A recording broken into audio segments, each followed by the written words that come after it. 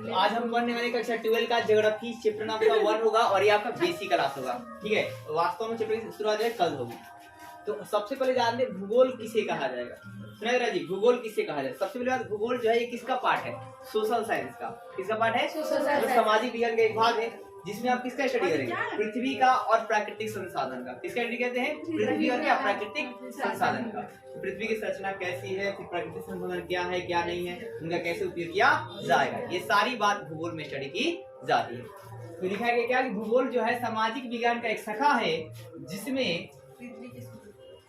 जिसमें पृथ्वी के स्वरूप मतलब पृथ्वी का स्ट्रक्चर क्या है, ठीक है, ये और प्राकृतिक संसाधनों का अध्ययन किया जाता है। प्राकृतिक संसाधन मतलब कोयला हो गया, डीजल हो गया, पेट्रोलियम हो गया, ये सब क्या कहलाते हैं? प्राकृतिक संसाधन कहलाते हैं।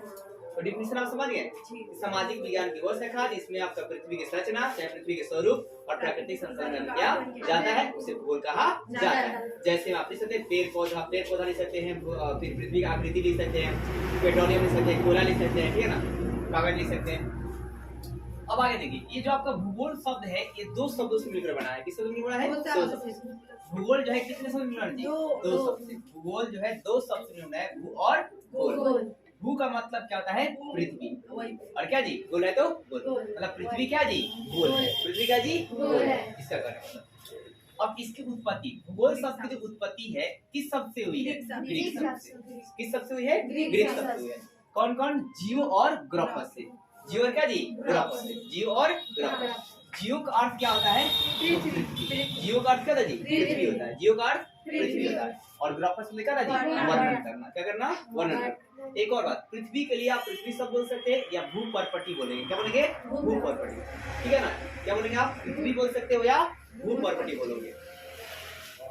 तो आपने क्या देखा, जो उत्पत्ति हुई है भूगोल की, ग्रीक शब्द किससे हुआ है? जियो और क्या जी? ग्राफ। इसमें आपका जियो का मतलब क्या है? पृथ्वी। और क्या जी? वर्णन। मतलब शॉर्ट में बोल सकते हो पृथ्वी के वर्णन को जियोग्राफी कहा जाता है। क्लियर है? पृथ्वी के वर्णन क्या बोलते हैं जी? जियोग्राफी कहते हैं, या पृथ्वी के स्टडी को जियोग्राफी कहा जाता है। अब देखो, सर्वप्रथम भूगोल शब्द का प्रयोग जो है कौन साइंटिस्ट किए थे? इरेटोस्थेनीज। कौन किए थे? तो सबसे पहले भूगोल शब्द का प्रयोग जो है या जियोग्राफी शब्द का जो प्रयोग है ये कौन किए थे जी? इरेटोस्थेनीज। कौन किए थे जी? इरेटोस्थेनीज किए थे। कौन किए थे? इरेटोस्थेनीज किए थे। याद है आपको? सर्वप्रथम भूगोल शब्द का प्रयोग कौन किए थे? इरेटोस्थेनीज। और भूगोल के नामकरण का श्रेय मतलब नामकरण भूगोल जो है इनका श्रेय किनके जाता है? यूनानियों को। देखिए, जैसे मान लीजिए कि घर पे कोई मतलब लड़का होता है या लड़की होता है, उसके फादर कोई और होते हैं, ठीक है, तो लेकिन आपको उसका नामकरण जो है क्या करता है? कोई और कर देता है, कहीं बुआ कर देती है, नानी कर देती है, करते हैं ना जी। उसी प्रकार भूगोल का नाम सबसे पहले प्रयोग जो है कौन करते हैं? इरेटोस्थेनीज। लेकिन नामकरण कौन करते हैं? यूनानियों। कौन करते हैं जी? यूनानियों को श्रेय जाता है। ठीक है, अब मान लीजिए आपका नाम हो सकता है कि आपको फुआ रखे हो या बुआ रखे हो, ऐसी प्रकार। अब भूगोल के जनक किसे कहते हैं? तो हिकेटियस को। पिता किसे बोलते हैं? हिकेटियस को। तो फादर ऑफ जियोग्राफी किसको बोलते हैं? हिकेटियस को। और इतिहास के पिता किसे बोलते हैं बताएंगे? हेरोडोटस को। इतिहास के पिता हेरोडोटस और भूगोल के पिता हिकेटियस। और हिकेटियस ने एक भूगोल के लिए किताब लिखी है जिसका नाम क्या है? Just periods. क्या जी? Just periods. इसमें क्या होता है? पृथ्वी के बारे में पूरा क्रमबद्ध अध्ययन दिया है। किस बारे में बताया जी? पृथ्वी का क्रमबद्ध स्टडी है। क्या है? पृथ्वी बारे का जिसमें स्टडी बताया गया है, पृथ्वी का स्टडी आप कैसे करें।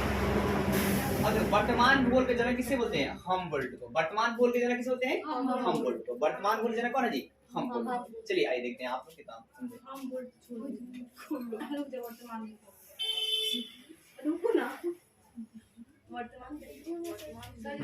चलिए देखिए, तो आपने क्या देखा? भूगोल क्या है? भूगोल क्या जी? सामाजिक विज्ञान की एक शाखा है जिसमें आप क्या करते हैं?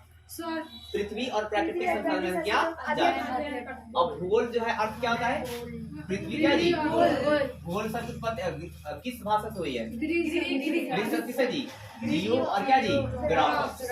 जियो का अर्थ क्या होता है? पृथ्वी। ग्राफस का अर्थ क्या होता है? वर्णन। मतलब पृथ्वी का वर्णन ही जियोग्राफी कहलाता है। सर्वप्रथम भूगोल शब्द का प्रयोग कौन किए थे? बताइए। इरेटोस्थेनीज। कौन जी? इरेटो कौन जी? एस्थेनीज। और भूगोल का नामकरण का श्रेय किसे जाता है? भूगोल के जनक किसे कहते हैं? हिकेटियस। इन्होंने किताब लिखा जी जस्ट पीरियड्स। इसमें किसके बारे में बताया? पृथ्वी के बारे में बताया गया है। फिर वर्तमान बोल के जनक किसे होते हैं?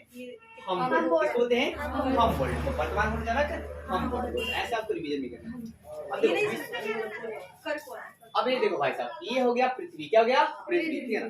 तो पृथ्वी को ये ऊपर जो है ना उत्तरी गोलार्ध कहलाएगा। ऊपर का जो गोला है क्या कहलाएगा? उत्तरी गोलार्ध। ऊपर का गोला उत्तरी गोलार्ध और नीचे का गोला दक्षिणी गोलार्ध। क्या कहलाएगा? दक्षिणी गोलार्ध। समझ गए? ऊपर वाला क्या कहलाता है? उत्तरी गोलार्ध, नीचे वाला दक्षिणी। ऊपर जो है ना भाई कर्क रेखा होगी। ऊपर क्या होती है? कर्क रेखा। नीचे क्या होती है? मकर रेखा। और बीच में कौन सा रेखा है? तो ये है विषुवत रेखा। ये क्या जी? विषुवत रेखा। तो देखो जो आपका कॉपी का लाइन है, ऐसे जो लाइन होगी, ऐसे जो क्या जी लाइन मतलब मान लीजिए ग्रुप हो गया, ठीक है। तो जो ऐसे लाइन होगा ऐसे, ठीक है ना, ऐसे बहुत सारा लाइन रहेगा। तो ये लाइनें कहेंगे हम लोग अक्षांश। क्या बोलते हैं इसको? अक्षांश। और जो ऐसे लाइन होगा इस प्रकार ग्लोब में, तो ऐसे इस प्रकार जो लाइन होगा वर्टिकल लाइन, तो इसको कहा जाएगा देशांतर। क्या बोलेंगे? देशांतर। समझ गए? मतलब जो ऐसे लाइन है वो क्या है? देशांतर। और जो इस तरह ये क्या जी? अक्षांश। क्या है? अक्षांश। तो देखो भाई साहब, इसको बोलते हैं 0 डिग्री अक्षांश। क्या बोलते हैं? 0 डिग्री।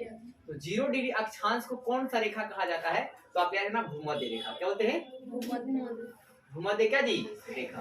तो पूछा जाएगा कि 0 डिग्री अक्षांश को कौन सा रेखा कहते हैं? भूमध्य रेखा कहते हैं। क्या बोलते हैं? भूमध्य रेखा या विषुवत रेखा कहा जाता है। क्या बोलते हैं? भूमध्य रेखा या विषुवत रेखा। इंग्लिश में इक्वेटर कहते हैं। क्या बोलते हैं? इक्वेटर। तो देखो भाई, अब विषुवत रेखा ऊपर तो आपका है क्या? 23.5 डिग्री। क्या लिखा है? 23.5 डिग्री उत्तरी अक्षांश को क्या सुना? 23.5 डिग्री उत्तरी अक्षांश को कर्क रेखा कहते हैं। क्या कहते हैं? कर्क रेखा। 23.5 डिग्री उत्तरी अक्षांश को क्या कहते हैं? कर्क रेखा। और 23.5 डिग्री दक्षिणी अक्षांश को किसको जी? दक्षिणी अक्षांश को क्या कहते हैं? मकर रेखा कहते हैं। यार ना उत्तर में क्या है? कर्क रेखा। उत्तर में क्या है? उत्तरी गोलार्ध। और दक्षिण में क्या है? और दोनों कितने डिग्री में है? 23.5 डिग्री। कितने भाई साहब? 23.5 डिग्री उत्तरी अक्षांश को क्या कहा जाएगा? सवाल आएगा क्या जी? कर्क रेखा। और 23.5 डिग्री दक्षिणी अक्षांश को क्या कहा जाएगा? मकर रेखा। ये टर्म इसलिए हम लोग जाने हैं क्योंकि मतलब बहुत सारे सवाल है कर्क रेखा से ये लाइन गुजरती है इसलिए बताया। और भूमध्य रेखा किसे कहेंगे? 0 डिग्री अक्षांश। इसको जी 0 डिग्री जी अक्षांश। और ये उत्तरी पोल हो गया और ये क्या जी? दक्षिणी पोल हो गया, मतलब ध्रुव हो गया। तो आगे देखो भाई, विश्व ग्लोब निर्माता जो है किसे मानते हैं? तो मार्टिन बैहम को। किसको जी? मार्टिन बैहम को। विश्व ग्लोब निर्माता मार्टिन बैहम को कहा जाता है। फिर भौगोलिक विश्व केस की जो रचना है या रचनाकार जो है किन्हें मानते हैं? तो स्ट्राबो। किसको जी? स्ट्राबो। किसको? स्ट्राबो। ग्लोब निर्माता कौन है? मार्टिन बैहम। और भौगोलिक विश्व कोश की रचना कौन है जी? स्ट्राबो।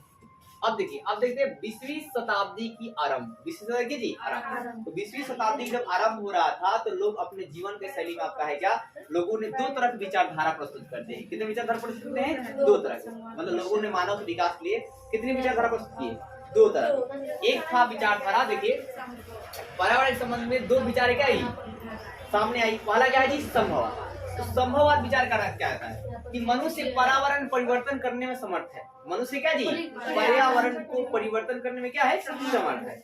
ये कौन विचारधारा करता है? संभववाद विचारधारा। पर्यावरण को परिवर्तन करने में समर्थ है, कहने मतलब पर्यावरण जो है वो अब नहीं लड़ता है, जैसे मन करता है पर्यावरण को वैसे के अनुसार करता है। जैसे उसने अपने गर्मी चल रहा है तो उसने पंखा बना दिया राहत के लिए, ठीक है। अगर मान लीजिए मतलब ठंडी लग रहा है उसने आग का आविष्कार कर लिया, ठीक है। और आग से क्या करिए? अपने मतलब जरूरत को पूरा कर लिया। मतलब जैसे प्रकृति चले वैसे नहीं चला, अब वो अपने आप को क्या करता है? सब बदल रहा है। ये बोलते हैं संभववाद। तो संभववाद में आप क्या लिखेंगे? मनुष्य जो है पर्यावरण में परिवर्तन करने में क्या है? समर्थ है। पर्यावरण के अनुसार वो अपने आप को क्या कर रहा है? चेंज कर रहा है, बदलाव कर रहा है, ठीक है। जैसे उसने ठंडी में अपने को उष्मा ठंड से बचाने में क्या कर लिया? आग का आविष्कार कर लिया। गर्मी से बचाने का क्या किया? कूलर का आविष्कार कर लिया, ठीक है। इस तरह अनेकों चीजों का उसने क्या कर लिया? इस्तेमाल मतलब प्रयोग कर लिया, आविष्कार किया। इच्छा के अनुसार अपना उपयोग करता है और इच्छा के अनुसार क्या करेगी? उपयोग करता है। मतलब जैसा आपको उसका जरूरत रहेगी वैसा वो क्या करेगा उसका। अब इसको देखो समर्थक, इसके समर्थक कौन थे? संभववाद विचारधारा के समर्थक कौन थे? तो बाइडल डी ला ब्लास। कौन जी? बाइडल डी ला ब्लास और शैले। कौन थे? संभववाद का बाइडल डी ला ब्लास। और कौन थे समर्थक? शैले जी थे। कौन थे? बाइडल डी ला ब्लास और शैले जी थे। इसके बाद दूसरा देखिए निश्चयवाद। क्या जी? निश्चयवाद विचारधारा। तो निश्चयवाद विचारधारा है क्या कि मनुष्य सारे कार्य प्रकृति पर ही निर्धारित होते थे, मतलब जैसा प्रकृति चाहेगी वैसे ये लोग करते थे, प्रकृति से डरते थे। जो निश्चयवाद विचारधारा मानते थे ना, वो क्या थे, प्रकृति का जी स्टार्टिंग में मतलब जो जंगलवासी लोग थे वो जंगलों से बहुत ज्यादा प्रेम करते थे, प्रकृति के खिलाफ नहीं जाते थे, ज्यादातर पेड़ को नहीं काटते थे, उतना ही काटते थे जितना इनको जरूरत होती थी, ठीक है। और फिर मतलब प्राकृतिक प्राचीनता से डरते थे कि मतलब अगर मैंने ज्यादा कुछ कर दिया फिर प्रकृति हमारे खिलाफ हो जाएगी, ठीक है, और मतलब हमें दिक्कत हो जाएगी। और वैसे कहा भी जाता है कि प्रकृति के खिलाफ ज्यादा नहीं जाना चाहिए, कि प्रकृति के खिलाफ ज्यादा जाते हैं वो आपको दिक्कत है। मान लीजिए आप मतलब स्टार्टिंग में थोड़ा सा पेड़ काटते हैं, बहुत सारा पेड़ काट दीजिएगा, बहुत सारा पेड़ काटते ऑक्सीजन क्या होगा, नहीं मिलेगा, और ऑक्सीजन नहीं मिलेगा तो आप किस गैस सांस ले लेते हैं आप लोग, ऑक्सीजन गैस, और वायुमंडल ऑक्सीजन कितना परसेंट पाया जाता है, 21% जी, 21%। वायुमंडल और ये ऑक्सीजन गैस का जी हमारे जिंदगी को मतलब राहत देती है। तो कहा जाता है कि जिस दिन हमारे एरिया में या इलाके में या मतलब किसी को इन्वायरमेंट में सारे पेड़ पौधे खत्म हो जाएंगे तो सारे जीव जंतु भी क्या जाएंगे, खत्म हो जाएंगे। तो निश्चयवाद विचारधारा क्या करता है कि मनुष्य सारे कार्य प्रकृति द्वारा निर्धारित होते हैं, मतलब प्रकृति जैसा चाहेगी वैसा ही मनुष्य करेगा। इसमें मनुष्य क्या करेगा, प्रकृति से डरता है, ठीक है ना। उसके मतलब ऐसे प्रश्नदाओं से डरता है कि मतलब फिर मतलब जैसे मान लो कहीं पेड़ पर पूजा वूजा किया है तो उससे भी क्या जी डरता है। मतलब पेड़ों को पूजा करने वाला जो सिस्टम है ना, ये पेड़ों को बचाने के लिए किया गया, और जो बहुत ज्यादा जहाँ पूजा किया जाता है उसे उपवन कहते हैं। क्या कहते हैं, उपवन कहा जाता है, क्या कहता है, उपवन कहा, ताकि मतलब लोग डरे और उस पेड़ को न काटे। अब इसके समर्थक कौन थे, रीटर और रैटजल। इसके समर्थक कौन थे जी, रीटर और कौन थे जी, रैटजल थे। पूछेगा निश्चयवाद के समर्थक कौन थे, रीटर और रैटजल। अब देखो आगे चलकर क्या हुआ कि मतलब इन दोनों को मिलाकर एक नया विचारधारा विकसित किया गया जिसे कहा गया नवीन निश्चयवाद विचारधारा या नौ निश्चयवाद विचारधारा। क्या सुना आपने, कि देखो आपने क्या सुना, नवीन निश्चयवाद विचारधारा। तो मैंने बताया क्या कि आगे चलकर आपका है क्या 20वीं शताब्दी के आरंभ में ही आपका सारे असंभववाद और निश्चयवाद से मिलाकर एक नवीन विचारधारा, एक नया विचारधारा बनाया गया जिसे नवीन निश्चयवाद विचारधारा कहा जाता है। ये मैं दिखाऊं कि इसमें दोनों ही विचारधारा क्या बीच का रास्ता है, क्या जी बीच का रास्ता है। मतलब इसमें अब ज्यादा मतलब इंसान जो है ना ज्यादा प्रकृति से डरता है और ना अपने ज्यादा मॉडिफाई करता है, मतलब बीच के रास्ता अपनाएंगे। मतलब हम प्रकृति को भी क्या करेंगे, नुकसान नहीं करेंगे, ज्यादा पेड़ पौधे भी क्या करेंगे, नहीं काटेंगे, उतना ही काटेंगे जितना हमें क्या पड़ेगी, जरूरत पड़ेगी, लेकिन लोग उसी का ज्यादा काटते हैं। और इसके समर्थक कौन है जी, हटिंगटन है। कौन है, हटिंगटन। ये समर्थक वाले ऑब्जेक्टिव जो है पूछे हुए आपके एग्जाम में, ठीक है, ये आपके VVI है, तीनों ही पूछा हुआ है। तो उम्मीद करता हूँ आपको वीडियो अच्छा लगा, वीडियो को लाइक कीजिए और हमारे चैनल को सब्सक्राइब कीजिए और ज्यादा शेयर कीजिए।